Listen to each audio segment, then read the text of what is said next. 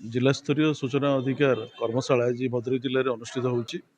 राज्य सरकार निर्देश अच्छी प्रति वर्ष सूचना अधिकार आईन विषय रे समस्त फास्ट अपिलेट अथॉरिटीज पीआईओ और एपीआईज मानक से विषय तदबिर कराइबा एवं से किपरि भाव में श्रृंखलित भाव में ठीक समय रे एवं ठीक तथ्य से जो आवेदनकारी को प्रदान करेंगे से विषय रे सूचना दबार अच्छी। बहुत जगह बहुत समय यार विभ्राट घटे जो मैंने पीआईओ मैंने अच्छा से आईन विषय अनभिज्ञ थिबारु से माने ठीक समय दे पारते नहीं एवं से दंडित होती उपरिस्थ कोर्ट रे कमिशन दंडित करती।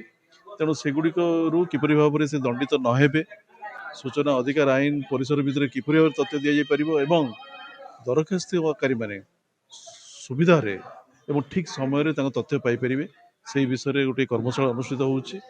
सारा जिलार समस्त कार्यालय फास्ट अपिलेट अथॉरिटी पीआईओज और पीएच मैंने आज ये कार्यक्रम से भाग नहीं एवं भुवनेश्वर आमर रिसोर्स पर्सन हिसाब से रश्मि रंजन राउत महोदय आसछन्ती से बहुत सुंदर भाव में ये विषय आज तथ्य दौरान जिलापाल महोदय आसवे और अतिरिक्त जिलापाल आसी जाइछन्ती।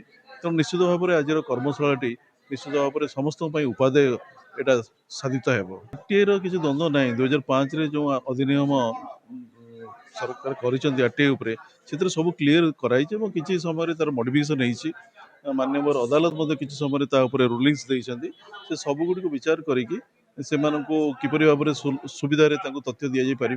बहुत समय एमती तथ्य मगा जहाँ आईन परिसर भर आसुना तेणु से तथ्य को बाध्य रिजेक्ट करा तेणु से सब सुविधा किपरि भाव में ठीक तथ्य एवं पाइबा योग्य तथ्य को प्रदान कर विषय आज कर्मशाला अनुष्ठित होइछि।